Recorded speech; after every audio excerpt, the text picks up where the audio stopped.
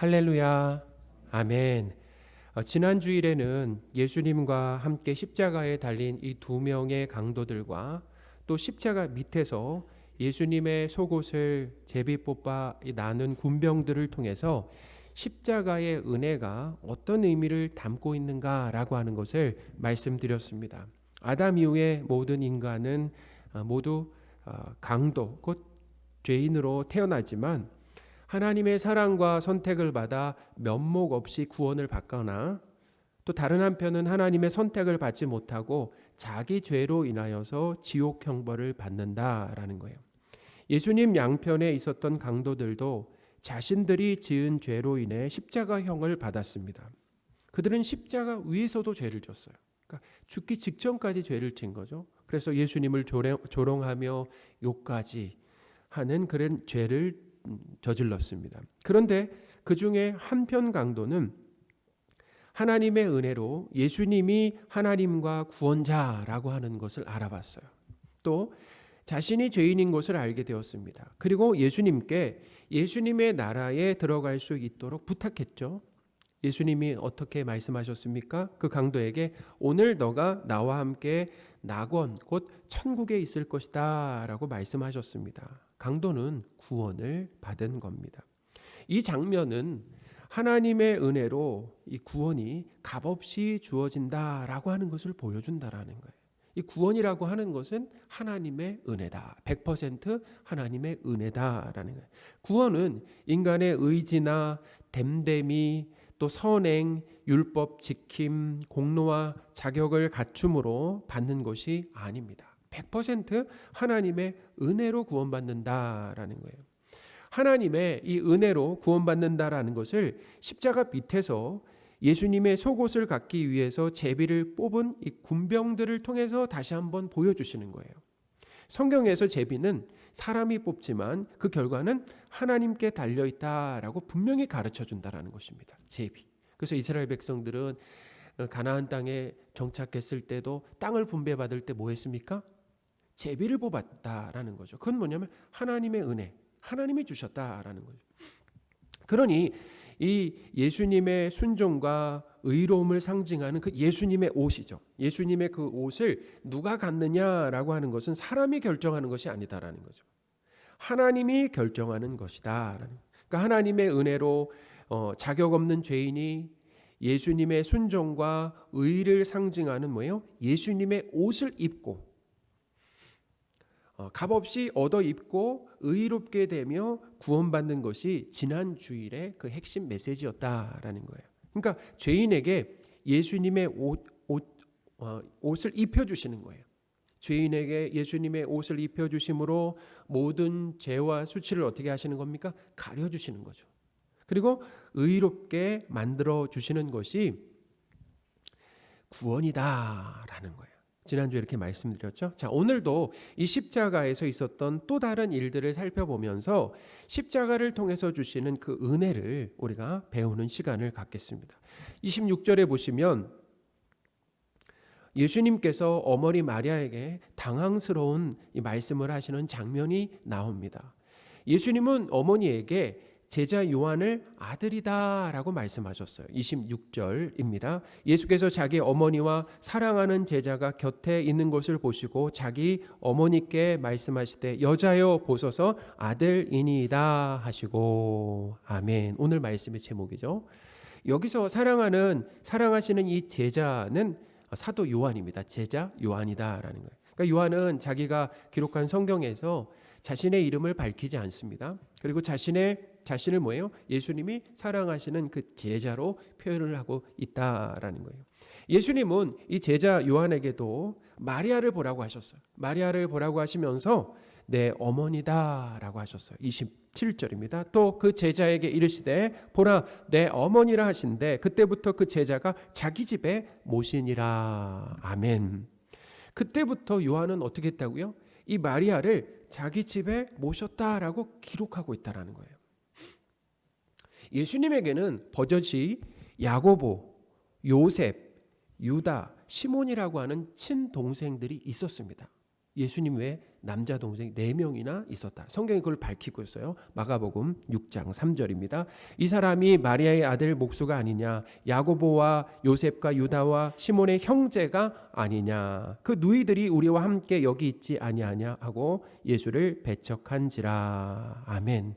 예수님에게는 남동생뿐만 아니라 여동생들도 있었다라고 본문이 기록을 하고 있잖아요. 그러니까 예수님이 죽고 나면은 마리아를 모실 만한 아들이 없었던 것이 아니잖아요. 만약에 아들이 없었다라고 하면 이렇게 얘기하실 수 있죠. 당연해 보이죠. 그 십자가 위에서도 어머니를 생각하는, 어떻게 보면 예수님이라고 우리가 감동받을 수 있잖아요. 근데 그런 얘기가 아니다라는 거예요. 예수님은 어머니의 안위가 걱정이 되어서 제자 요한에게 어머니를 부탁한 것이 아니다라는 거예요. 자, 그렇다면 예수님이 십자가에서 어머니 마리아와 이 제자 요한을 모자 관계로 연결시켜 주신 것의 이 의미는 무엇인가라고 하는 것을 우리가 생각해 봐야 된다라는 겁니다. 이것의 의미는 예수님의 이 십자가 공로로 어떤 일이 일어난 거냐면 바로 새로운 가족이 탄생했음을 알려주시는 것이다라는 거예요. 예수님의 십자가로 말미암아 탄생하는 하나님의 가족입니다. 곧 뭐예요? 교회의 탄생을 보여주는 장면이다라는 거예요. 지난날 예수님은 제자들이 받을 복 중에 현세에서 영적인 가족을 몇 배나 받는다고 말씀하셨습니까? 100배나 받는다라고 말씀하신 적이 있었습니다. 마가복음 10장 29절 30절입니다. 예수께서 이르시되 내가 진실로 너희에게 이르노니 나와 복음을 위하여 집이나 형제나 자매나 어머니나 아버지나 자식이나 전토를 벌인 자는 현세에 있어 집과 형제와 자매와 어머니와 자식과 전토를 100배나 받되. 아멘. 예수님은 제자들이 예수님과 복음을 위해 집, 형제, 자매, 그리고 어머니, 그리고 자식, 전토, 아버지를 이렇게 버리면 현세에서 그것들을 어떻게 해요? 현세, 이 땅에서 그것들을 몇 배로 돌려받는다고 말씀하셨어요? 100배로 돌려받는다라고 하셨습니다. 자, 어떤 의미인가? 이것은 내가 소중하게 여기는 집, 형제, 자매, 어머니, 아버지, 자식, 전토를 예수님과 복음을 위해 버리면 100배를 얻는다라는 겁니다. 그러니까 수익률이 100배죠. 근데 이것은 조금 더 자세히 설명할 필요가 있습니다. 이게 어떤 의미냐면 이 말씀은 예수님을 믿고 삶의 최우선순위가 예수님과 복음으로 바뀌는 것을 말한다라는 거예요. 그러니까 이거죠. 믿음과 사랑의 최우선순위가 누구로 바뀌는 것입니까? 바로 예수님으로 바뀌는 것이다라는 거예요. 그러니까 예수님을 첫 번째로 사랑하는 것이죠. 그렇게 되면 하나님의 가족, 곧 영적인 가족을 100배라고 하는 것은 100배만 준다라고 하는 것이 아니라 풍성하게 얻게 된다라고 하는 말씀을 하셨습니다. 자, 그런데 여기서 놓치지 말아야 할 것이 있습니다. 그것은 뭐냐면 이 마리아와 요한은 예수님과 복음을 위해 집이나 형제나 자매나 어머니나 아버지나 자식, 이 전토를 벌이는 대가를 치르지 않았다라는 거죠. 마리아는 하나님의 뜻을 이루기 위해서 아들 예수님을 스스로 내어준 것이 아니에요. 십자가에. 예수님께서 십자가 스스로 복음을 위해 자신의 생명을 십자가에 내주셨죠. 요한도 마찬가지입니다. 예수님께서 십자가에 못 박히시는 이 골고다까지 따라갔지만 예수님의 무죄함을 적극적으로 나서서 항변하지 않았다라는 거예요. 그러니까 우리는 이 말씀을 보면서 요한이 지금 함께 하는 건지에 대해서 침묵하고 있기 때문에 우리가 알아차리지 못한다라는 것입니다. 어떤 역할을 하지 못한다라는 거예요. 그러니까 뭐예요? 유대의 지도자들과 군병들의 만행을 어떻게 해요? 그냥 무능력하게 지켜만 보고 있었다라는 거예요. 그러니까 이것은 제가 지난번에 설교한 것처럼 요한도 뭐 한 것입니까? 침묵하면서 예수님을 뭐 한 것이다? 부인한 것이다 라고 말씀을 드렸죠. 그러니까 마리아와 요한이 예수님과 복음을 위해 모든 것을 버리지 않았습니다.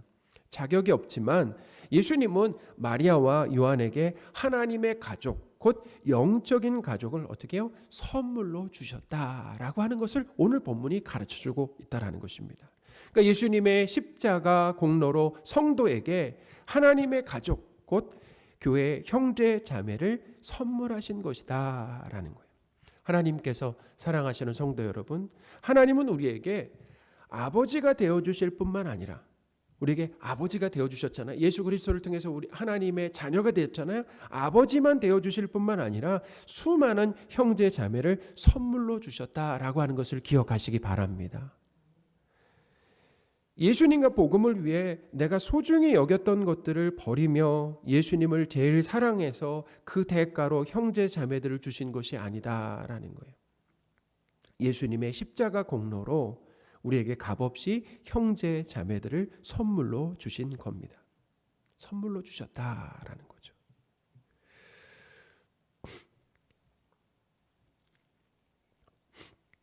그런데 이 마가복음 10장 29절에서 30절에는 거기는 아버지만 빠져 있습니다. 아버지. 그러니까 아버지만 없어요. 그러니까 마가복음 우리 10장 29절에서 30절을 다시 한번 읽어보겠습니다. 예수께서 내가 진실로 진실로 너희에게 이르노니 나와 복음을 위해 집이나 형제나 자매나 어머니나 아버지나 자식이나 전토를 벌인 자는, 여기는 아버지가 있잖아요. 자, 30절입니다. 현세에 있어 집과 형제, 자매, 어머니와 자식과 전토를 100배나 받되. 자, 누가 빠져 있어요? 아버지가 빠져 있죠. 그렇죠? 아버지가 빠져 있습니다. 아버지를 100배로 주신다는 이야기는 없다라는 거예요. 이거 여기에서 의미가 있는데 뭐냐면 아버지는 한 분이신 누구라는 겁니까? 하나님이시기 때문이다라는 거예요. 거기 아버지만 빠져 있는 이유가 뭐라고요? 한 분이신 하나님이시기 때문에 아버지가 빠져 있다라는 거죠. 하나님께서 사랑하시는 성도 여러분, 예수 그리스도의 십자가 공로로 죄인인 우리가 하나님의 자녀가 되는 놀라운 신분의 변화를 얻었습니다. 하나님께서 우리 아버지가 되어주셨다라는 거예요. 그것뿐만 아니라 수많은 형제 자매들도 주셨다라는 거죠. 우리가 주님 안에서 형제 자매 아니겠습니까? 그러니까 하나님은 아버지만 선물로 주신 것이 아니라 수많은 형제 자매를 선물로 주셨다라는 거예요. 예수님의 십자가 공로로 하나님의 가족이 된 것이다 라는 거죠. 에베소서 2장 16절에서 19절입니다. 또 십자가로 이 둘을 한 몸으로 하나님과 화목하게 하려 하심이라. 원수된 것을 십자가로 소멸하시고 또 오셔서 먼 데 있는 너에게 평안을 전하시고 가까운 데 있는 자들에게 평안을 전하셨으니 이는 그로 말미암아 우리 둘이 한 성령 안에서 아버지께 나아감을 얻게 하려 하심이라. 그러므로 이제부터 너희는 외인도 아니요 나그네도 아니요 오직 성도들과 동일한 시민이요 하나님의 건속이라. 아멘. 이 말씀은 이방인과 유대인들이 예수님의 십자가로 하나님의 건속, 이 건속이라고 하는 것은 뭐냐면 하나님의 가족이다라는 거예요. 하나님의 건속, 곧 하나님의 가족이 되었다라고 하는 것입니다. 성도는 하나님 아버지뿐만 아니라 수많은 성도에게는 하나님 아버지뿐만 아니라 수많은 형제 자매들이 있다라는 거예요. 로마서에서는 성도가 예수 그리스도 안에서 가족되었다라고 하는 것을 한 몸 되어 서로 지체가 되었다라고 표현을 하고 있습니다. 같은 말이에요. 한 몸 되었다, 가족이 되었다라는 것은 같은 의미다라는 거예요. 로마서 12장 5절입니다. 이와 같이 우리 많은 사람이 그리스도 안에서 한 몸이 되어 서로 지체가 되었느니라. 아멘. 예수님의 이 십자가 공로로 성도는 그리스도 안에서 한 몸이 되고 가족이 되었다라는 거예요. 한 몸이 되고 가족이 되었다라는 거죠. 사랑하는 여러분, 하나님께서 수많은 형제 자매를 선물로 주셨다라고 하는 것이 복으로 느껴지십니까?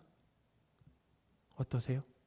우리는 사실 신앙생활하면서 이 형제 자매와의 관계보다는 하나님 아버지의 관계를 상당히 중요하게 생각하잖아요. 그래서 그것이 아주 극단적으로 나아가면 아예 교회도 나오지 않습니다. 교회도 나오지 않고 그냥 하나님과만 내가 신앙생활 하겠다. 그래서 교회 나오지 않고 교회 공동체에 소속되지 않고 집에서 혼자 인터넷으로 예배를 드리는 사람들이 있다는 거예요.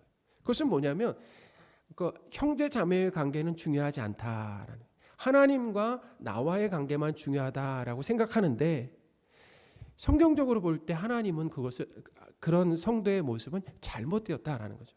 하나님은 우리에게 아버지를 주셨을 뿐만 아니라 누구도 주셨다고요? 수많은 형제 자매들도 주셨다라는 것입니다. 그것은 짐이 아니라 복이다라는 거예요. 뭐라고요? 그것은 짐이 아니라 복이다라는 거예요. 하나님께서 수많은 형제 자매를 선물로 주셨다라고 하는 것이 힘과 위로가 되십니까? 어떠세요? 힘과 위로가 되십니까? 하나님은 눈에 보이지 않으세요. 그렇죠? 하나님은 눈에 보이시지 않지만 성도들을 통해서 일하실 때가 많다라는 거예요. 왜냐하면 하나님이 어디 계십니까? 성령 하나님이 성도 안에 계시잖아요. 그러니까 성도를 통해서 하나님이 성도에게 마음에 감동을 주셔서 일하게 하신다라는 거예요. 성도가 성도를 섬기게 하신다라는 것입니다.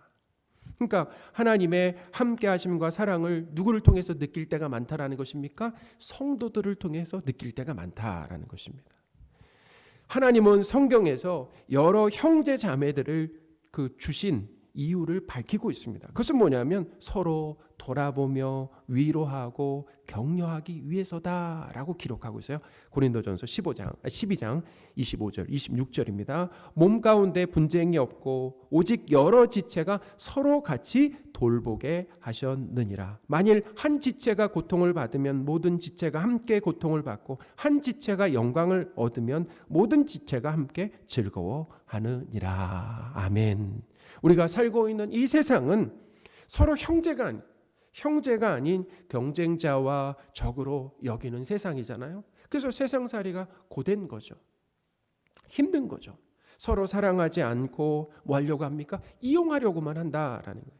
받으려고만 하지 않고 뭐예요? 나누려고 한다. 그러니까 받으려고만 하고 나누지 않으려고 한다라는 거예요. 격려하기보단 뭐예요? 상처를 더 많이 주는 세상에 살고 있잖아요.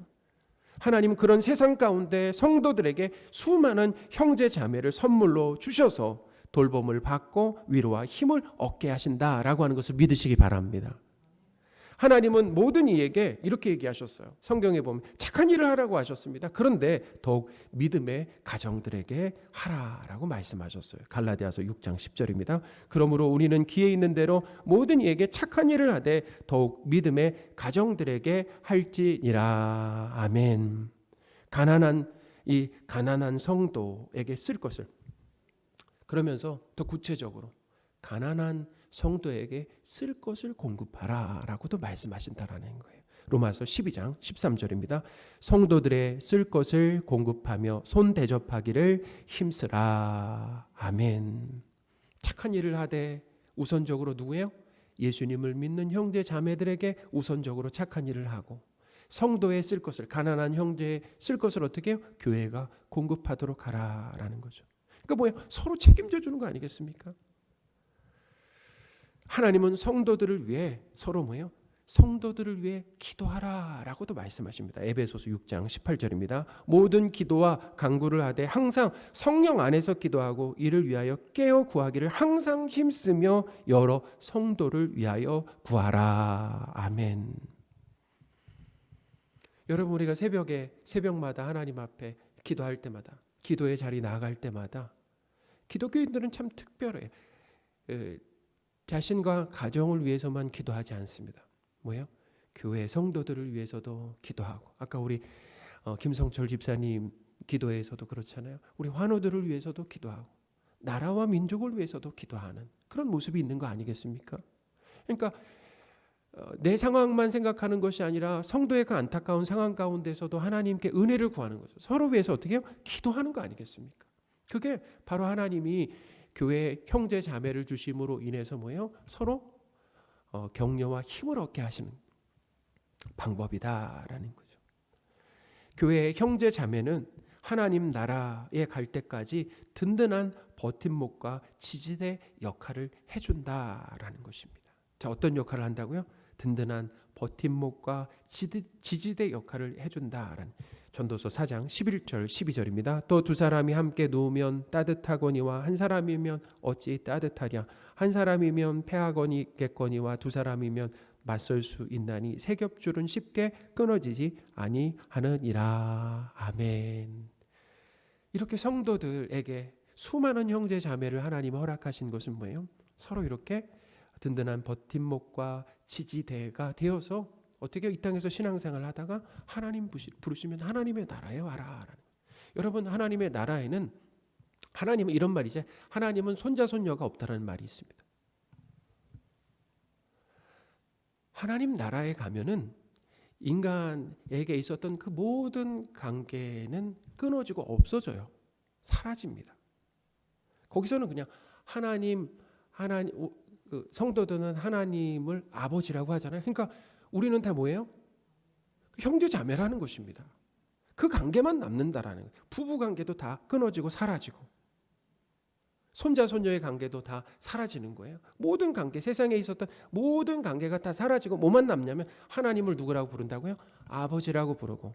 그러면 하나님을 아버지라고 부르는 우리 서로의 관계는 무엇입니까? 형제 자매다라는 거예요. 형제 자매. 우리는 서로 형제 자매다라는. 그러니까 이 땅에서 우리는 뭐냐면 하나님의 나라에 가서 경험하게 될 형제 자매의 관계를 뭐 하는 것입니까? 경험하는 것이다라는 거죠. 미리 경험하는 것이다. 사랑하는 여러분, 이런 사랑과 돌봄, 격려와 위로, 책임져 줌을 교회 공동체 안에서 경험하고 있으십니까? 있으세요? 저는 지난주에 우리 추수감사 주일 예배를 드리면서 어떤 한 분이 그 영상에서 집사님 한 분 이렇게 말씀하시는 게 참 와닿았어요. 삼륜교에서 신앙생활하는 것이 감사하다라는 그 말씀을 딱 했는데 참 와닿습니다. 왠지 저도 공감하는 거예요. 삼륜교회 안에 뭐 하나님이 성도로 이렇게 묶어주신 사람들이 있잖아요. 형제자매로 묶어주셨습니다. 근데 이 안에서 신앙생활하는 것이 참 행복하다라는 거예요. 즐겁다라는 거예요. 물론 이 안에는 좀 연약한, 신앙이 연약한 또 미성숙한 성도가 있음으로 인해서 찌르기도 하고 상처도 받기도 한다라는 거 아니에요? 이렇게 받으려고만 하는 성도들이 있습니다. 어린 아이와 같은 성도들이 있지만 그것보다 더 성숙한 성도들이 많다라는. 그러니까 교회에 오면 어때요? 서로 교회에 오면 그 반갑게 맞아주고 지지해주고 또 어때요? 관심 가져주고 기도해주고 사랑해주고 나눠주는 이런 일들이 일어남으로 인해서 교회가 오고 싶은 곳이 된다라는 거죠. 하나님께서 사랑하시는 성도 여러분, 예수님은 십자가 공로로 하나님의 가족이 탄생했음을 알려주셨습니다. 그 십자가 공로로 말이죠. 성도에게 하나님 아버지와 수많은 형제 자매들이 생겨났다라는 모든 것이 예수님의 십자가로 이루어진 결과다라는 거예요. 하나님 아버지와 이 형제 자매들이 없었다라고 하면은 어떻게 될 뻔했는가라고 하는 상상을 하면 끔찍하다라는. 저는 그렇습니다. 내가 위기의 순간 기도할 대상이 없다. 기도할 대상이 없었다라고 한다면, 의지할 만한 대상이 없었다, 하나님과 성도들이 없었다라고 한다면 그런 수많은 위기 가운데 그 위기를 어떻게 이겨냈을까라고 하는 생각을 하면은 참 아찔하다라는. 그래서 하나님은 우리에게 예수님의 십자가로 누구를 허락하셨다고요? 하나님 아버지와 수많은 형제 자매들을 우리에게 허락하셨다라는 것입니다. 예수님의 십자가 공로로 하나님 아버지와 수많은 형제 자매를 주신 예수님께 감사와 찬양을 드리시는 저와 여러분들이 되셨으면 좋겠습니다. 감사의 제목이 있다라고 한다면 하나님 저에게 함께 신앙생활할 수 있는 성도들을 붙여주신 것, 이렇게 삼능교회로 묶어주신 것에 참 감사합니다 라고 이것만 가지고도 뭐 할 수 있는 것입니까? 감사와 찬양을 할 수 있다라는 거죠.